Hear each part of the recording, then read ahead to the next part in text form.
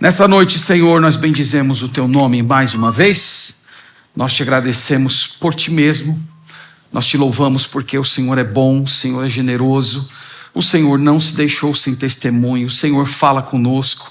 O Senhor nos preparou essa igreja. O Senhor nos preparou esse ambiente. O Senhor nos trouxe aqui a esse lugar, nessa ocasião. E nós, Senhor, sabemos que não existe acaso nesse mundo, que tudo faz parte do Teu plano e da Tua providência. E nós suplicamos, Senhor, que agora em que vamos abrir a Tua palavra, o Teu Espírito Santo oriente a nossa mente, o nosso coração, retirando todas as nossas deficiências, para que tenhamos um coração pronto para Te ouvir. Nos abençoe e nos ilumina, é a nossa oração no nome de Jesus Cristo. Amém. Amém. Meus irmãos, eu gostaria de nessa noite interromper a nossa sequência em 2 Tessalonicenses para meditar com vocês em um salmo. Eu quero lhes conduzir ao Salmo 88. Vamos até lá, por favor. Já leu o livro dos Salmos? Você sabe que tem vários salmos que são salmos que possuem uma tonalidade de lamentação.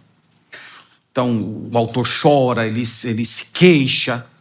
Mas durante o salmo, você vai percebendo que o autor ele intercala o seu sofrimento com palavras de esperança.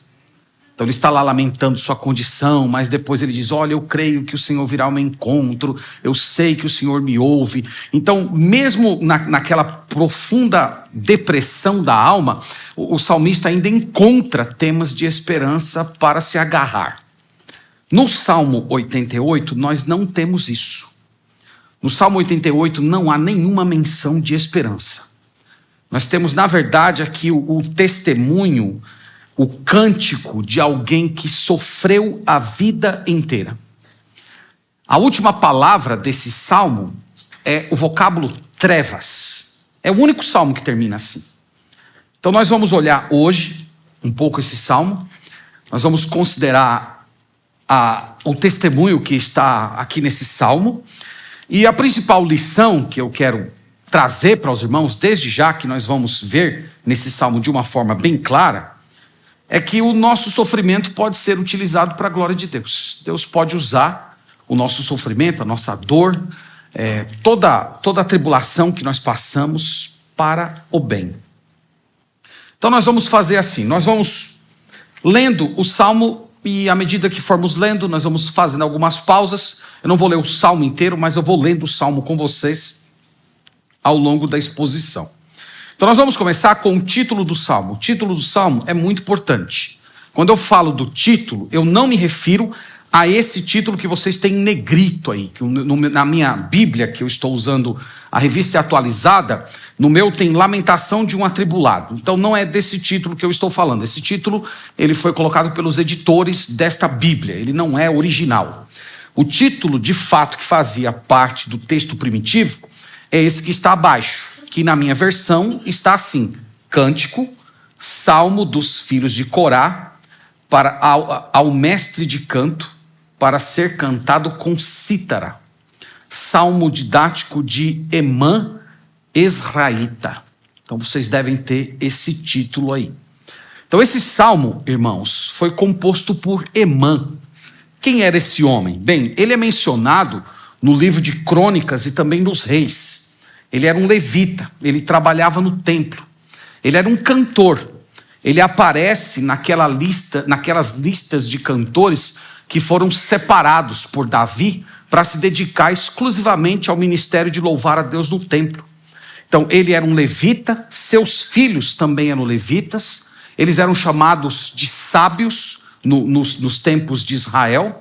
Esse homem, ele era um profeta, ele também é chamado de vidente. Lembre que no Antigo Testamento, vidente e profeta eram termos praticamente sinônimos. E ele também era um compositor. Ele compôs esse salmo aqui, esse salmo para ser entoado com instrumento musical. Portanto, era um líder de música dentro do tabernáculo ali na época do rei Davi. Nós temos aqui, irmãos, um homem renomado, respeitado.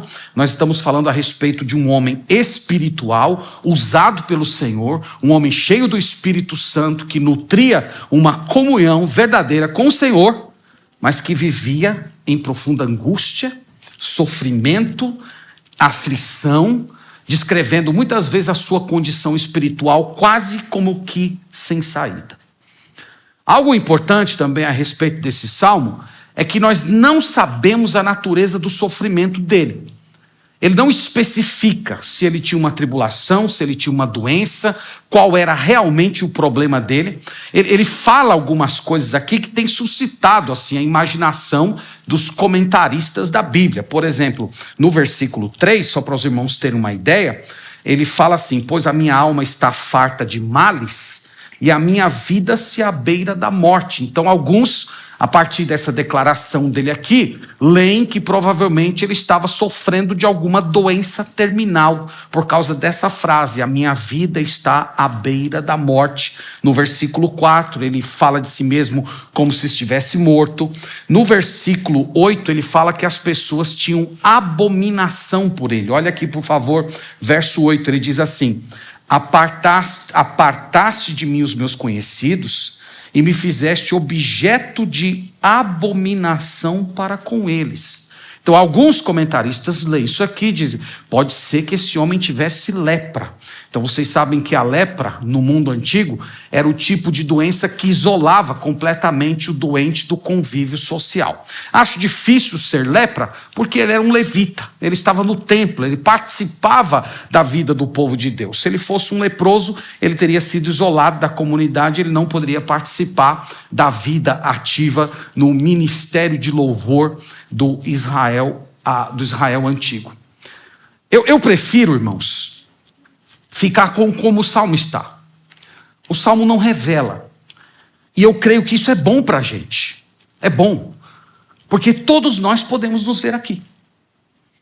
Então, todos nós podemos, de alguma maneira, ou em certos momentos da nossa vida, nos enxergar dentro da experiência dele.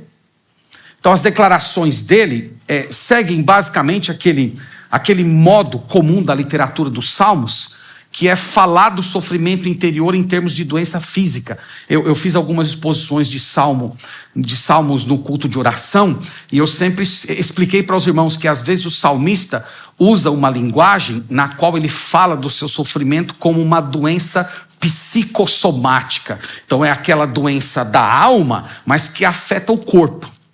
Então vocês vão ver que ele faz isso também.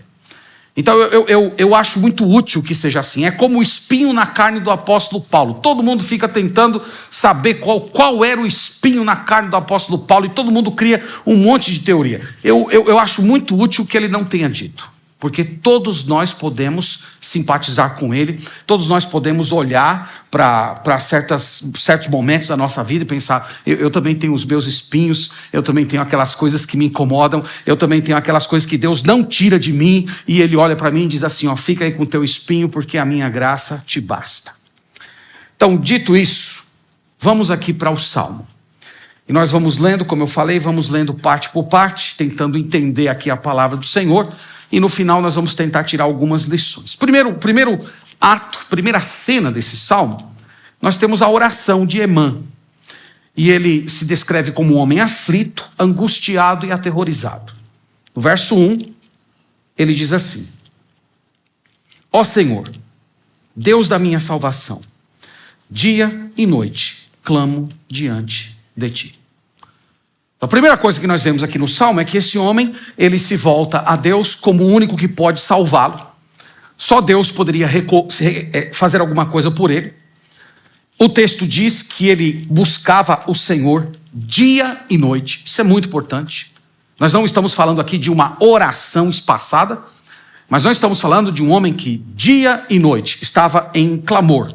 Vocês sabem que a palavra clamor, utilizada nos Salmos, ela normalmente descreve aquele pedido intenso, aquele pedido de fervor, aquele pedido de alguém que está sofrendo. Então ele diz: dia e noite, eu clamo ao Senhor. No verso 2, ele expressa o desejo que a sua oração chegasse até Deus. Ele diz assim: pois chegue à tua presença a minha oração. Inclina os ouvidos ao meu clamor. Então ele desejava de todo o coração que o Senhor o ouvisse, que o clamor dele chegasse à presença do Senhor. Ele sentia, irmãos, como se a oração dele não passasse do teto. Ele tinha a sensação de que ele estava clamando todos os dias, mas que o seu clamor não estava chegando onde ele gostaria que chegasse, no trono do próprio Deus, e o Senhor viesse então ao seu encontro. Algo, irmãos, que de imediato chama a atenção aqui, na abertura desse salmo, é que o sofrimento não afastou Emã de Deus. Ele não parou de orar. Tem algumas pessoas que na vida cristã, elas têm até um certo fervor por Deus e pelas coisas de Deus, quando as coisas estão bem, quando você tem saúde, quando você está trabalhando, quando a sua família vai bem, quando os seus relacionamentos estão mais ou menos organizados. Então essas pessoas, elas carregam uma certa vitalidade, um certo vigor espiritual, mas basta chegar ao primeiro sinal de sofrimento, essas pessoas já se ressentem com Deus e imediatamente param de orar. Emã não era assim. Ele estava angustiado, sofrendo e diz: dia e noite eu busco o Senhor. Dia e noite eu espero que a minha oração chegue ao alto.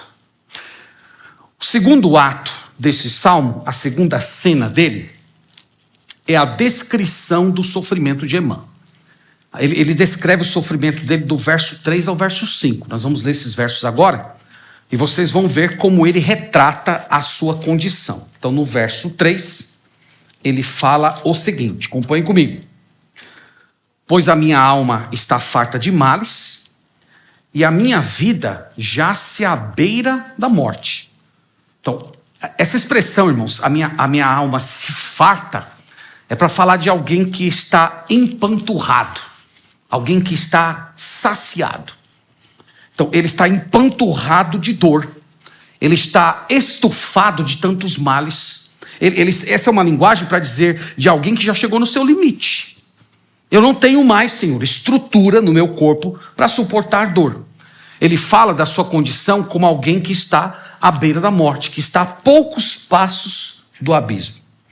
No verso 4 e 5, ainda descrevendo a sua condição, ele usa uma linguagem muito comum nas guerras antigas. Veja comigo aí, ele fala assim: sou contado com os que baixam a cova, sou como um homem sem força, atirado entre os mortos como feridos de morte, que jazem na sepultura, dos quais já não te lembras, são desamparados de tuas mãos.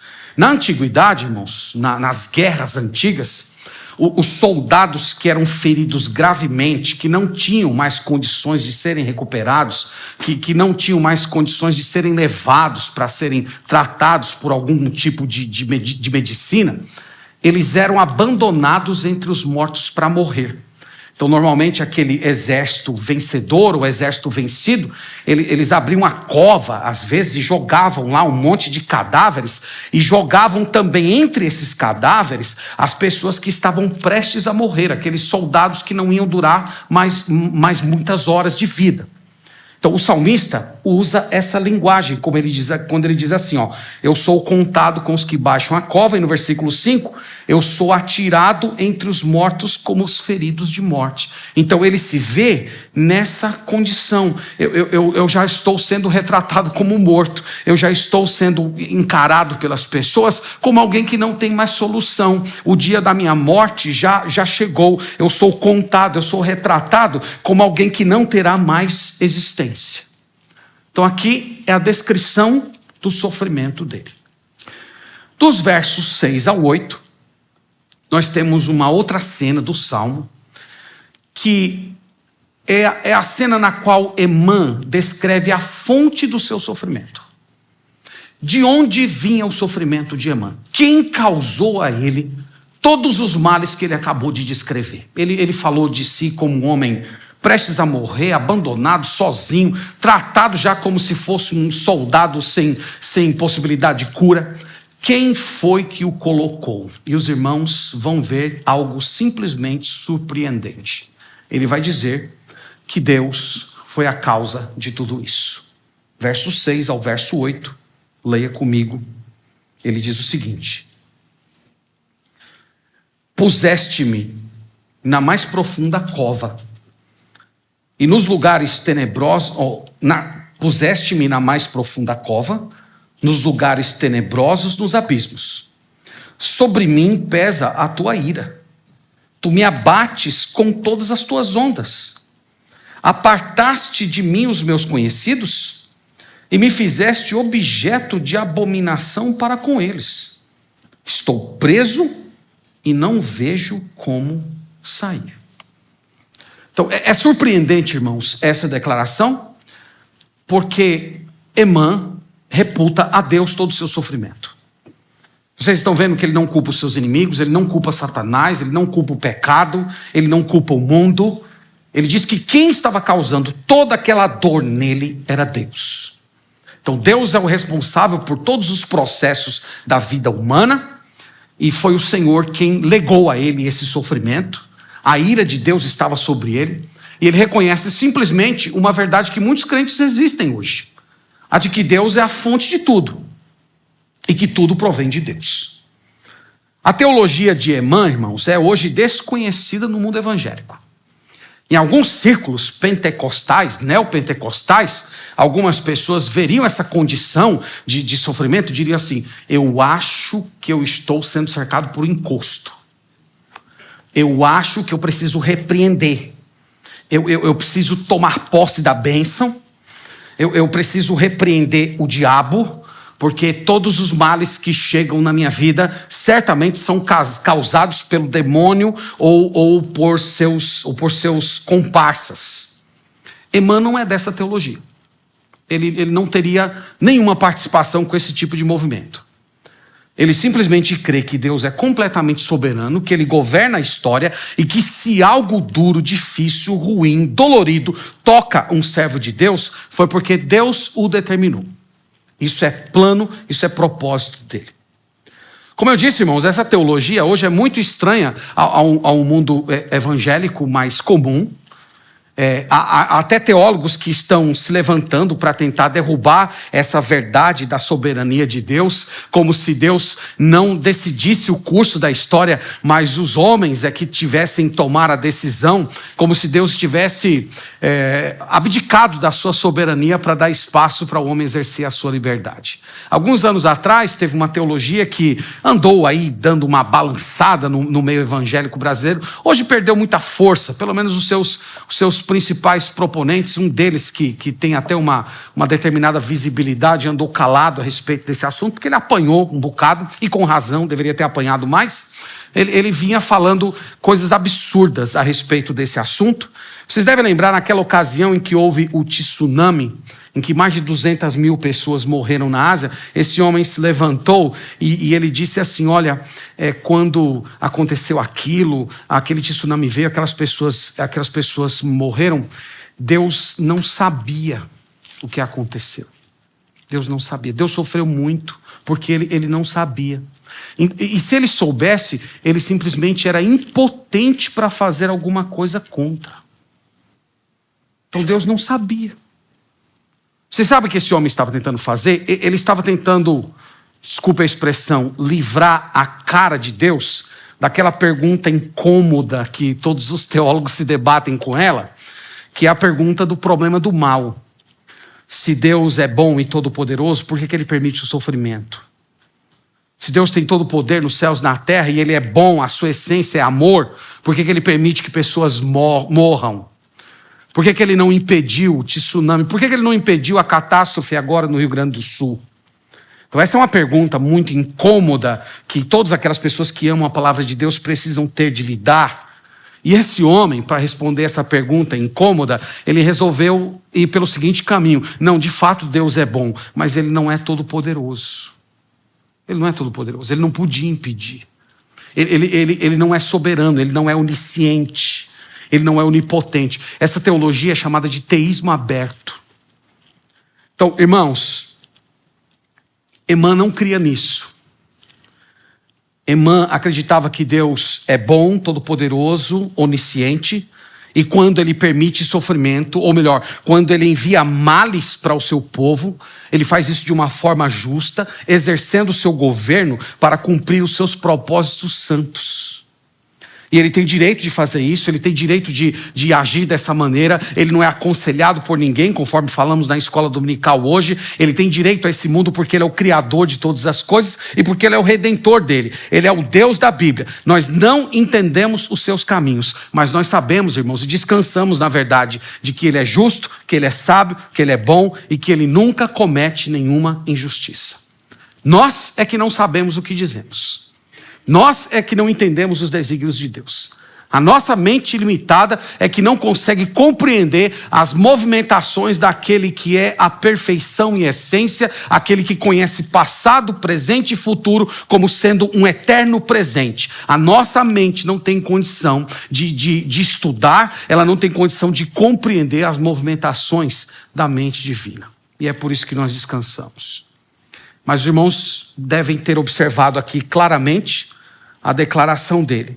Ele diz: foi o Senhor que me colocou na cova, foi o Senhor que me colocou no lugar tenebroso, foi o Senhor que derramou sobre mim a tua ira, foi o Senhor que está me abatendo com as tuas ondas, foi o Senhor que me tornou objeto de abominação para os meus inimigos. Ele não diz que foi o demônio, ele não atribui isso a nenhum encosto, ele não diz que isso é obra do acaso, ele diz: o Senhor está por trás de toda a minha dor.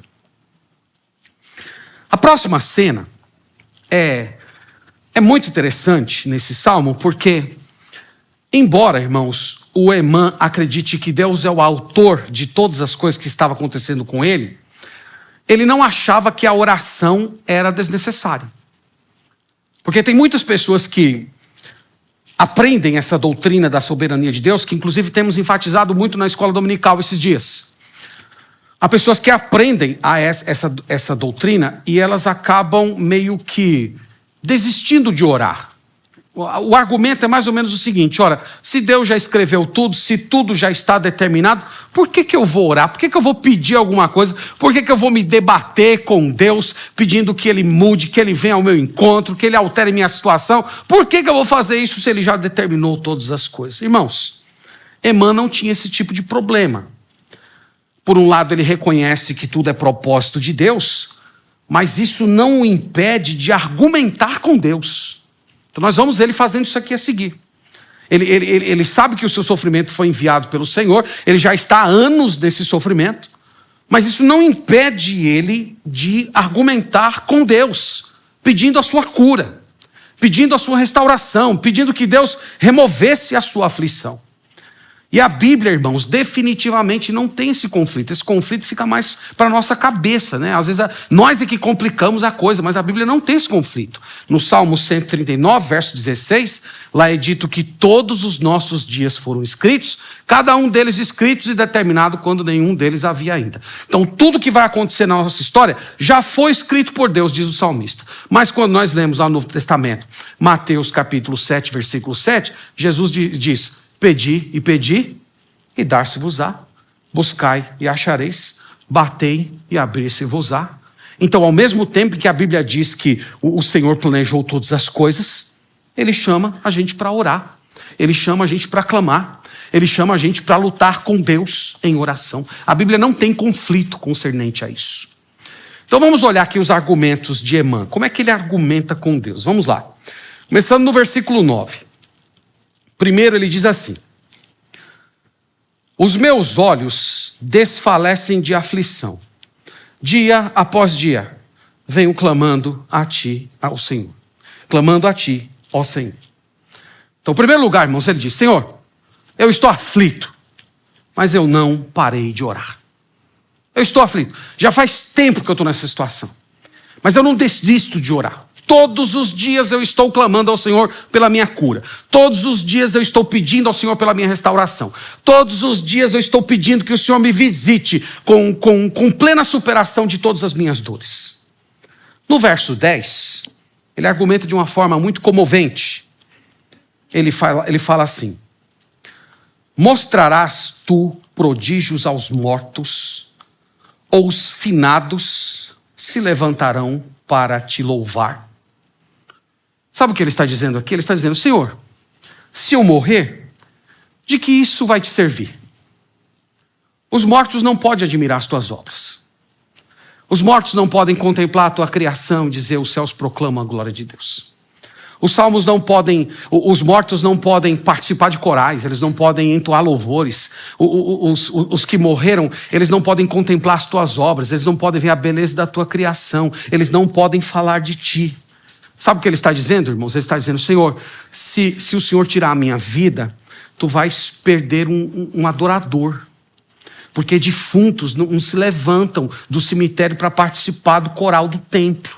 Então, se eu morrer, vai ter um compositor a menos, vai ter um corista a menos. O Senhor não vai ganhar nada com a minha morte. Isso aqui, irmãos, é a piedade de uma pessoa que entendeu o que é a oração. É verdade que Deus ama você, mas existe algo que Deus ama muito mais do que você. Sabe o que é? Deus ama mais a glória dele. Deus ama mais a glória dele, Deus ama mais o nome dele, Deus ama mais a honra dele do que ama você. E aquelas pessoas que entenderam o que é o verdadeiro espírito da oração, elas oram sempre prezando pela glória do Senhor. Elas sempre oram buscando a glória de Deus como o supremo valor. Senhor, se eu morrer, eu não vou poder mais te glorificar entre os meus irmãos. Eu não vou poder mais contemplar as tuas obras entre os meus irmãos. No verso seguinte, no verso 11, olha o que ele diz aí, continuando dentro do mesmo argumento. Será referida a tua bondade na sepultura, a tua fidelidade nos abismos. Sabe o que ele está dizendo aqui? Ele está dizendo, Senhor, se eu morrer, eu não vou mais poder falar dos teus feitos para os homens. Eu não vou poder mais ministrar as pessoas. Eu não vou mais poder ensinar os jovens a respeito de como o Senhor é grande, bondoso, todo-poderoso. Senhor, nós estamos num mundo em que falta evangelistas.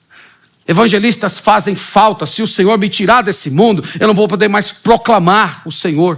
Eu não vou poder mais falar dos teus feitos. No verso 12, ele continua argumentando com Deus. Acaso nas trevas se manifestam as tuas maravilhas e a sua justiça na terra do esquecimento? É muito interessante ele se referir à morte, ao cemitério, como lugar do esquecimento. Vocês sabem muito bem como funciona essa dinâmica. Morre uma pessoa amada, naqueles primeiros meses, anos, as memórias ainda são muito fortes. E nós vemos algumas pessoas que vão lá ao cemitério, limpam lá o jazigo, levam uma flor, alguma coisa. Mas depois passa 1 ano, 5 anos, 10 anos, 15 anos, 20 anos. É o lugar do esquecimento. É o lugar onde os mortos são esquecidos. Então o salmista está argumentando com o Senhor nisso. Senhor, ali não vai manifestar mais as tuas maravilhas. Ali ninguém mais vai falar da tua fidelidade. Ali ninguém mais vai proclamar os seus louvores. O que é que o Senhor ganha com a minha morte? Ora, vai faltar gente para cantar, vai faltar gente para falar, vai faltar gente para ouvir. Tente por um momento colocar-se no lugar desse autor aqui. Imagina que você acabou de receber a notícia que você tem uma doença terminal. Um daqueles cânceres terríveis, que você acabou de tomar conhecimento e você tem poucas semanas de vida. Você teria uma caminhada com Deus que habilitaria você a argumentar com Deus desse jeito aqui? Você poderia dobrar o seu joelho diante do Senhor e dizer, Senhor, tu sabes que a minha vida tem sido para o teu louvor. Todos esses anos eu tenho existido para falar dos teus feitos, para tornar o teu nome conhecido, para edificar o coração das pessoas. Eu tenho cantado louvores ao Senhor. Se o Senhor tirar a minha vida, o Senhor vai perder um servo. Você teria, de fato, uma vida para apresentar diante de Deus, para argumentar com o Senhor dessa maneira? Acredito que alguns Deus ia olhar assim, sei não, hein? Acho que é melhor você aqui comigo. Acho que aqui comigo, nas mansões celestiais, você vai me louvar mais do que você está andando louvando aí nesse mundo. Acho que aqui você vai ter mais santidade do que você anda tendo aí. Você não vai fazer muita falta nesse mundo aí, não. O evangelismo vai continuar, o coral da igreja não vai ficar comprometido. A igreja logo vai esquecer você, porque você nunca vai para os cultos mesmo. Então pense nisso, irmãos. Pense nisso. Esse homem, ele tinha uma vida na presença do Senhor que ele poderia apresentar diante do Deus vivo para argumentar com o Senhor. Senhor, tu sabes que eu tenho vivido para o teu louvor. Então, irmãos, eu espero que tenha ficado claro para vocês até esse ponto que não há incompatibilidade na mente desse homem entre tudo que ele falou anteriormente e o que ele está falando agora. Ele está dizendo, foi o Senhor que mandou essa doença, mas ao mesmo tempo eu argumento com Deus pedindo para ser curado. Então o Senhor mandou, já faz vários anos que eu estou lutando com ela, mas eu dia e noite estou na tua presença te clamando para que o Senhor mude a minha condição. Então, irmãos, essa doutrina, como eu disse, ela é absolutamente importante para o nosso crescimento espiritual e para a pacificação dos nossos corações. Nós cremos que Deus existe e que Ele é imutável nos seus propósitos, mas ao mesmo tempo que Ele ouve as orações do seu povo. E de um modo misterioso que não sabemos explicar como ocorre, Deus determinou todas as coisas por um lado, mas por outro Ele ouve as orações e atende a oração dos seus servos. E as orações dos crentes, de um modo como não compreendemos, colaboram para que os planos de Deus se desdobrem e Ele é completamente soberano nisso. Algumas vezes nós ficamos confusos, nós não entendemos por que certas coisas acontecem, nem os porquês, mas quando olhamos para trás, nós dizemos o mesmo que Davi disse: foi bom eu ter passado pela aflição para que eu compreendesse os teus decretos. Eu li há alguns anos uma biografia de uma musicista cristã chamada Fanny Crosby. Muitos hinos que nós entoamos no cantor cristão são de autoria dela. Vivo feliz, pois sou de Jesus e já desfruto. A Deus demos glória com grande fervor, seu Filho bendito por nós todos deu.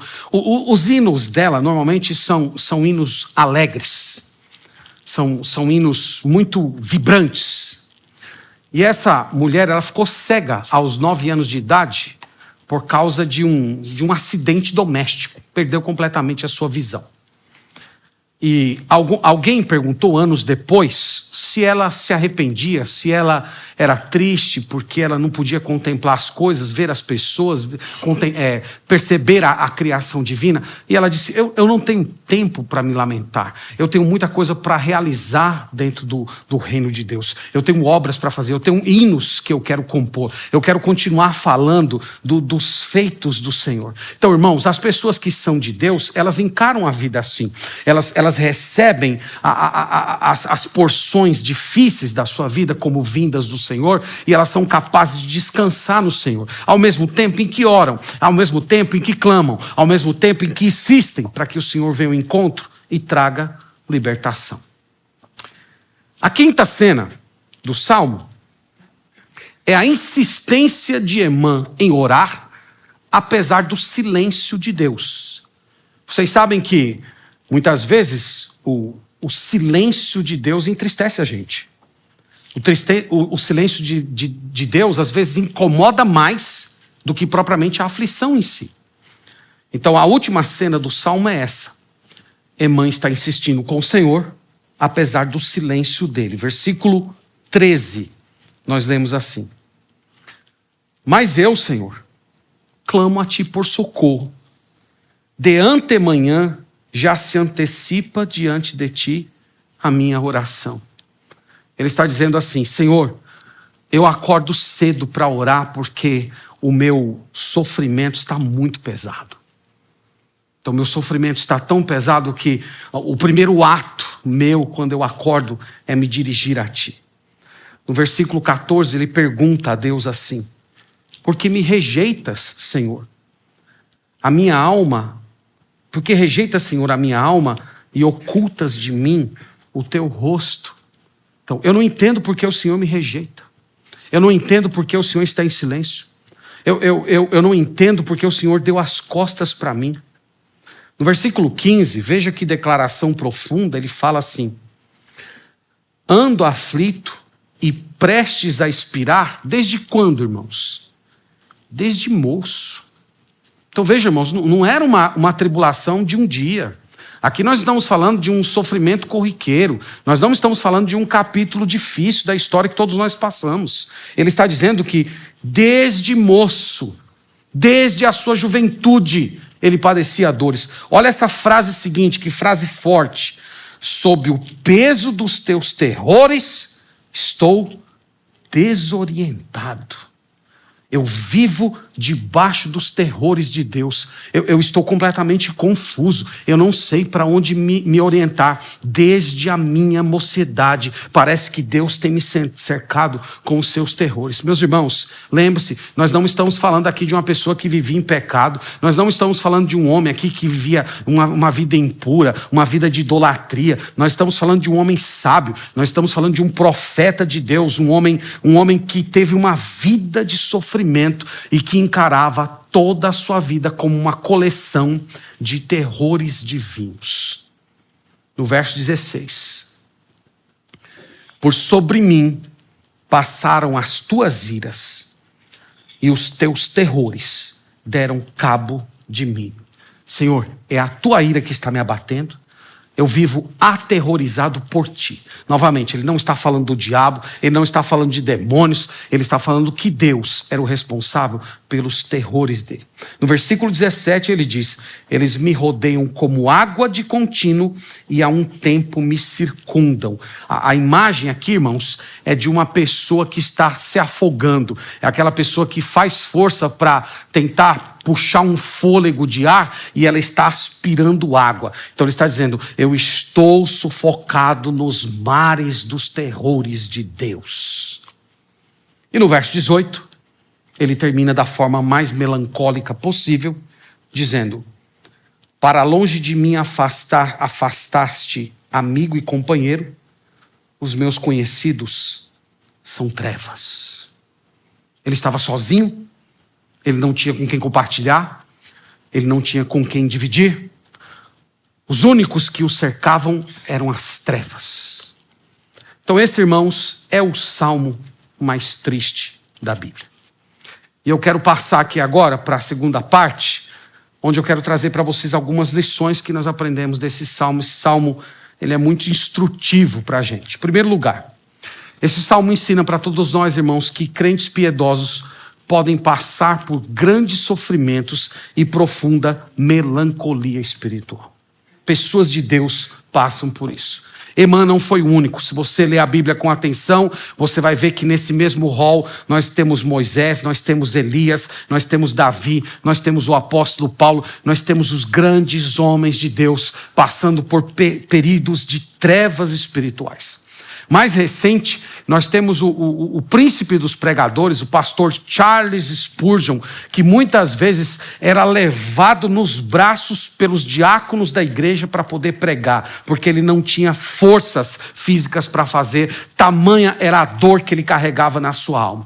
Nós temos um missionário chamado David Brainerd. Esse homem foi um grande pregador do evangelho entre os nativos norte-americanos. Por meio do ministério dele, centenas de milhares de índios conheceram o evangelho do Senhor Jesus Cristo, e esse jovem deixou um diário onde ele relata os terrores, os horrores que ele sofria. Enquanto ele via as almas sendo quebrantadas pelo evangelho, ele não tinha um segundo de paz na sua história.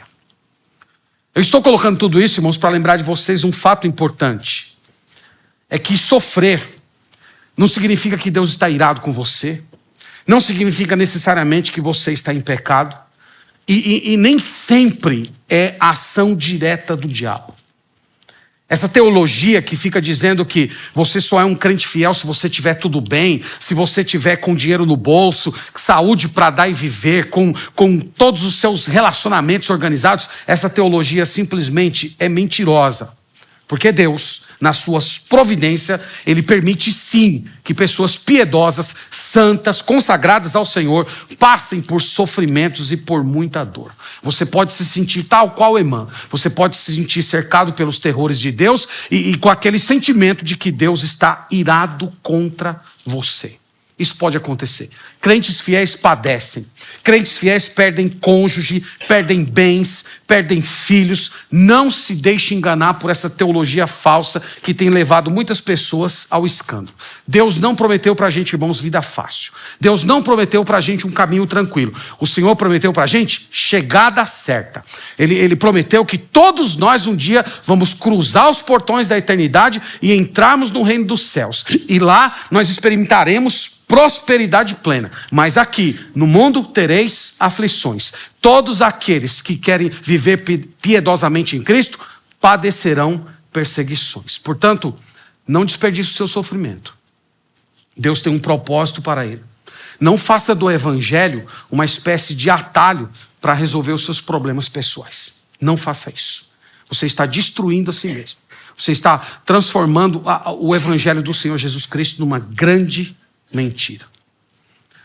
Segunda lição que nós aprendemos desse salmo é que o sofrimento ele pode vir por pouco tempo ou ele pode vir por uma vida toda. Eu tenho observado isso, irmãos, no ministério, e eu acho que todos vocês também. Há pessoas que parecem que nasceram para o sofrimento.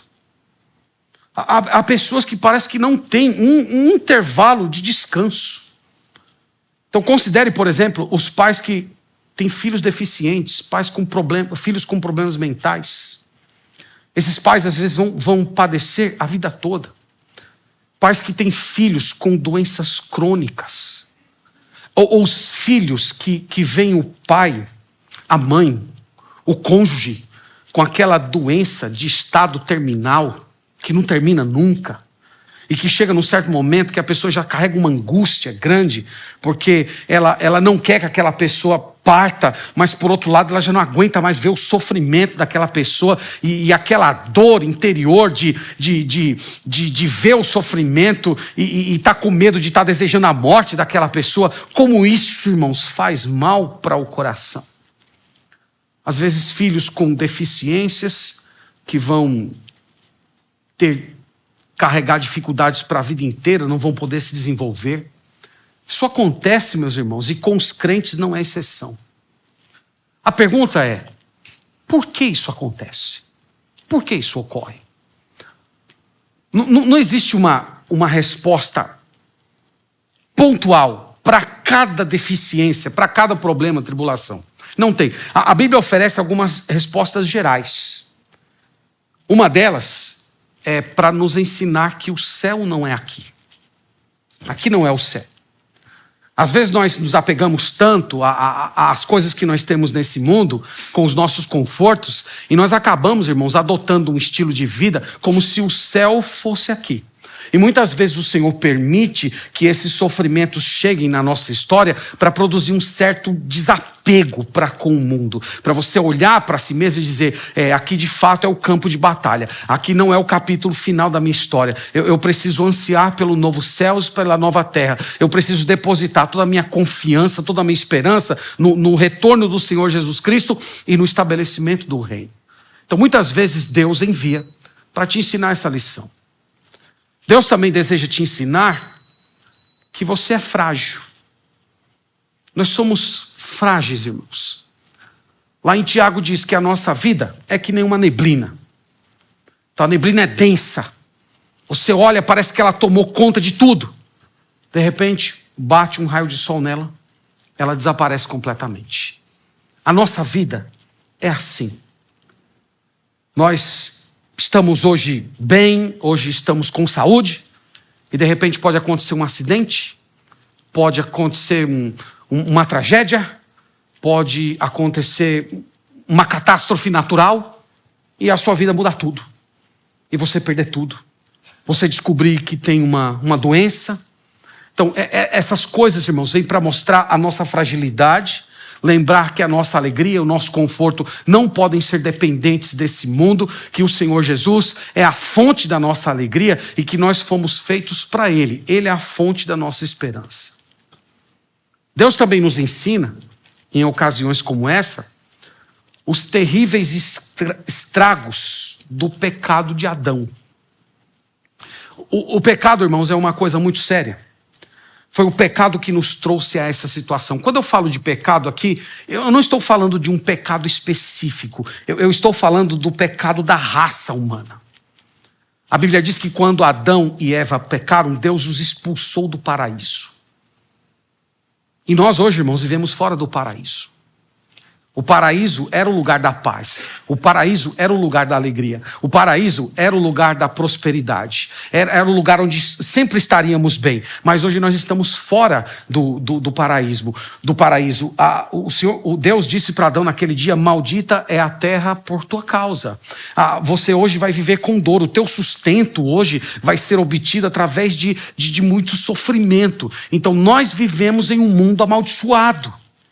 Nós vivemos em um mundo que foi transformado num ambiente de hostilidade contra nós.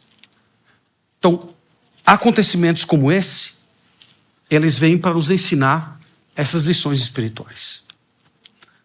Terceira lição, provavelmente a mais importante.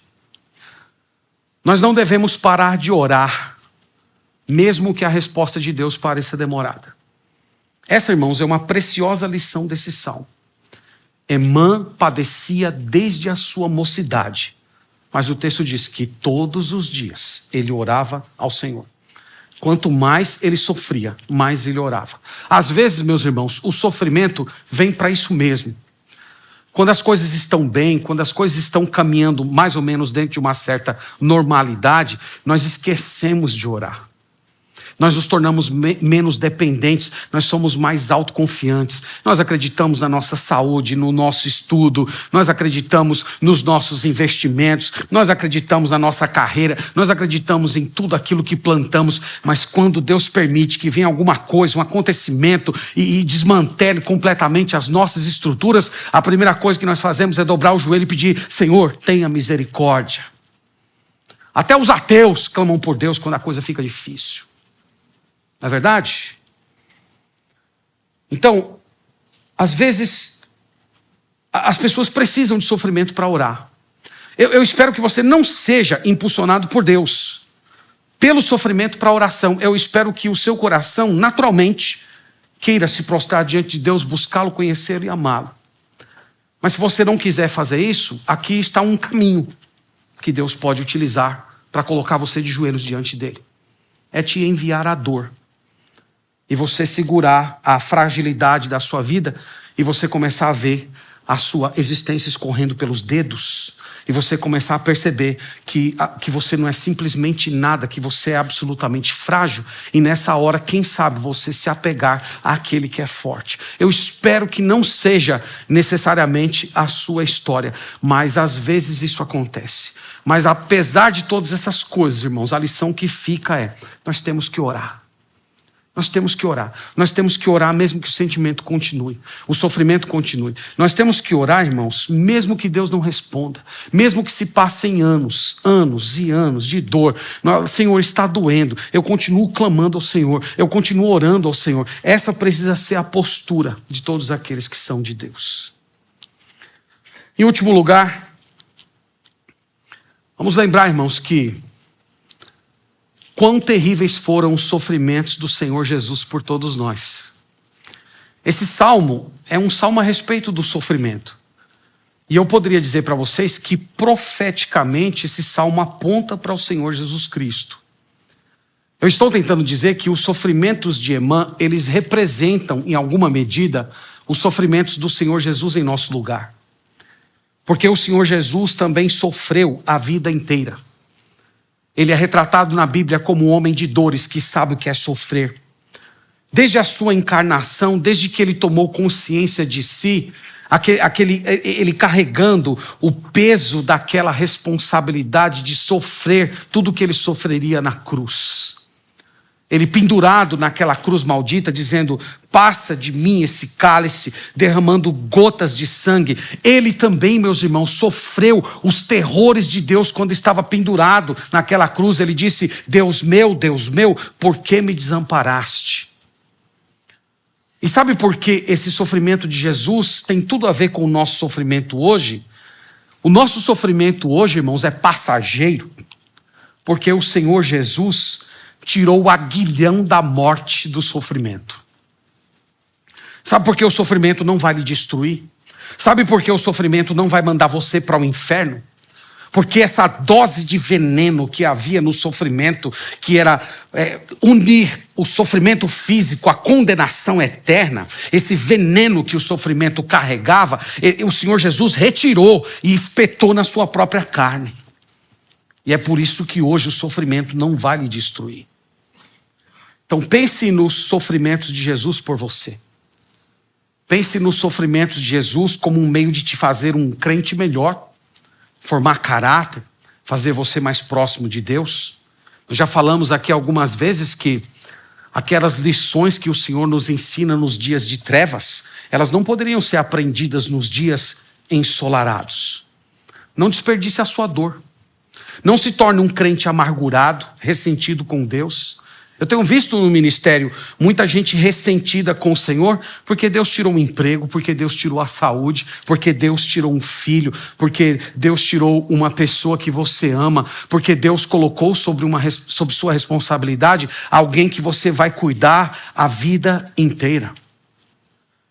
Talvez alguns de vocês tenham que pedir perdão a Deus hoje à noite, por se tornar uma pessoa amargurada, ressentida, com raiva de Deus. As coisas meio que aconteceram fora dos seus planos e agora você não está conseguindo mais ver Deus como um ente bondoso. Peça perdão ao Senhor. Talvez essa seja a sua experiência de libertação. A Bíblia fala, tende por todo motivo de alegria o passar por aflições. Pode ser que o Senhor mude o seu coração. E para você que está bem, uma advertência. Cuidado para você não olhar para as pessoas que estão sofrendo e pensar mais ou menos assim: ora, Deus deve gostar muito mais de mim do que dessa pessoa. Tome cuidado, peça perdão a Deus. Vocês viram aqui que Emã era um homem santo, cheio do Espírito Santo. Perto dele, todos nós somos anões. Então não julgue o sofrimento das pessoas. Não se apresse em dizer, isso é porque cometeu pecado, isso é porque está fazendo alguma coisa errada, isso é porque está sendo castigado. Lembre-se, esse era o pensamento dos amigos de Jó. E os amigos de Jó chegaram no final da história tendo que ser socorridos pelas orações de Jó, porque senão Deus iria puni-los. Nem todo sofrimento é castigo divino.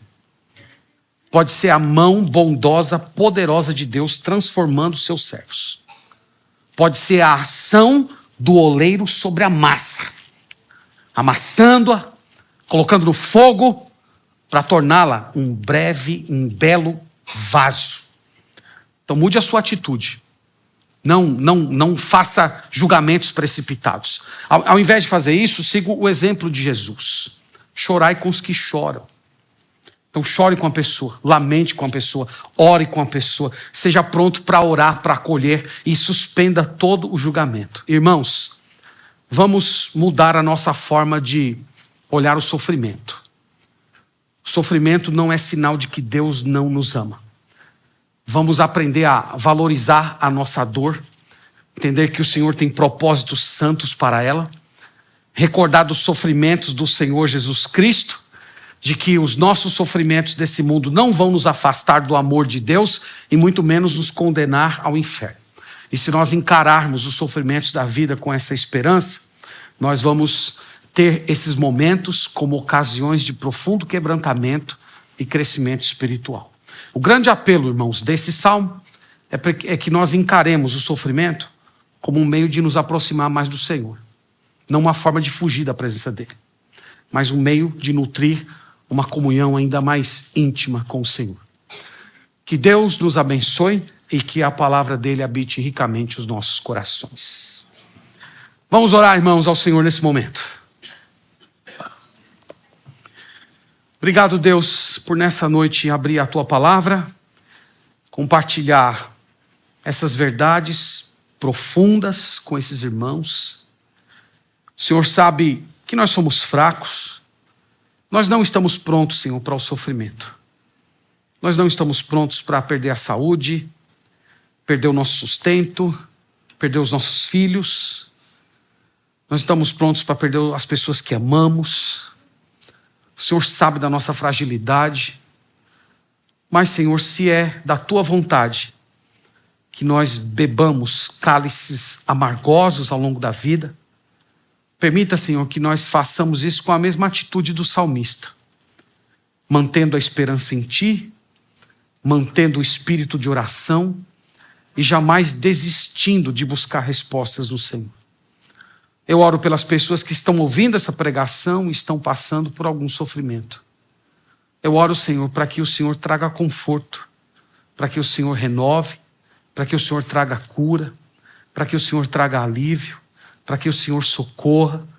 Eu oro para que essa pessoa sinta a Tua presença, o Teu amor, que ela se sinta cercada pela Tua graça revigoradora.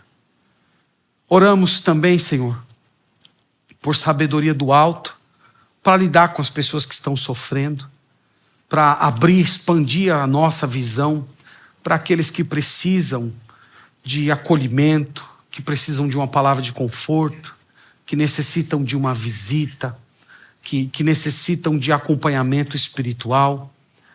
Abra, Senhor, nosso coração, dando-nos essa compaixão para, de fato, chorarmos com os que choram. Obrigado pelo Senhor Jesus Cristo, por causa de todos os sofrimentos que Ele padeceu. Hoje nós podemos ter esperança de que os sofrimentos não irão nos destruir, mas são utilizados como uma forma de aperfeiçoamento espiritual. Oro por fim, Senhor, pelas pessoas que ainda não creram em Ti, que essas pessoas se convertam ao Senhor e elas experimentem, Pai, o Teu amor, a Tua graça, o Teu perdão, e elas sejam libertas, livradas do mais terrível de todos os sofrimentos, o sofrimento eterno, a perdição eterna. Abra os olhos dessas pessoas para essa verdade tão aterradora e que, ao se perceberem nesse caminho de destruição, elas se voltem a Ti em arrependimento e fé na Tua obra. Nós pedimos todas essas coisas no nome de Jesus, amém.